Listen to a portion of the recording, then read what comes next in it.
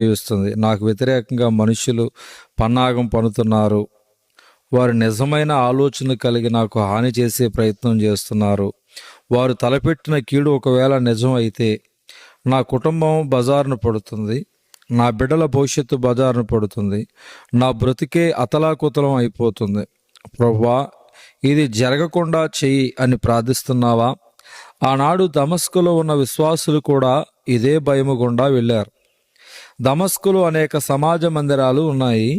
ఆ సమాజ మందిరాలలో అనేక మంది విశ్వాసులు తమ ఆత్మీయతను కొనసాగిస్తూ ఉన్నారు. అప్పటికే అనేక సంఘాలను, విశ్వాసులను భయంకరంగా హింసించిన సౌలు దమస్కులో ఉన్న విశ్వాసులను, సంఘాలను ఆయన హింసించడానికి యెరూషలేము నుండి బయలుదేరాడని, తమ యొద్దకు వచ్చేస్తూ ఉన్నాడని వారు భయపడి ప్రార్థించడం మొదలుపెట్టారు. దుర్మార్గంగా ప్రవర్తిస్తున్న సౌలు బహు భయంకరంగా సంఘాలను హింసిస్తూ ఆఖరికి దమస్కు పట్టణము సమీపముగా వచ్చేశాడు.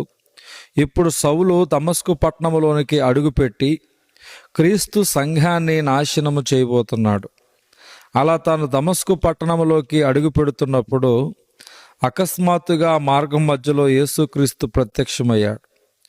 మన ప్రభు హింసించబడుతున్న సంఘానికి, హింసించడానికి ప్రయత్నిస్తున్న సౌలుకు మధ్యలో ప్రత్యక్షమయ్యాడు. మన ప్రభు తన ప్రజలకు సహాయం చేయడానికి సమయానికి ప్రత్యక్షమయ్యే దేవుడు. కావున నీ కుటుంబములో, సేవలో, సంఘములో, నీ బిడ్డల విషయంలో, ఉద్యోగములు ఏదో కీడు జరుగుతుందని లేదా మెడికల్ రిపోర్ట్ ప్రతికూలంగా వస్తాయేమో, కుటుంబ సమస్యలు, ఆర్థిక సమస్యలు తీరతావేమో అని భయపడొద్దు. క్రీస్తునందు విశ్వాసముంచు. ఆయన తప్పక నీకు సంభవించబోయే కష్టానికి, కీడుకు మధ్యలో ప్రత్యక్షమై నిన్ను ఆదుకుంటాడు. ధ్యానించు.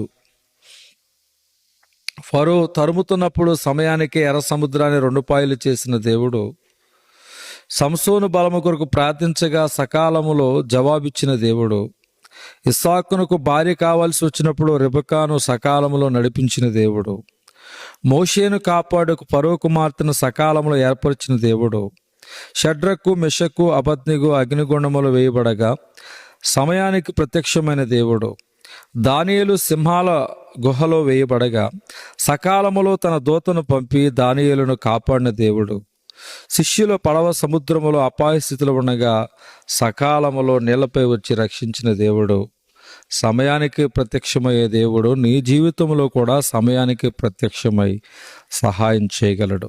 నిబ్బరము కలిగి ధైర్యంగా ఉండండి. దేవుడు ఈ దిన వాక్య ధ్యానం దేవుడు దీవించునుగాక. ఆమేన్.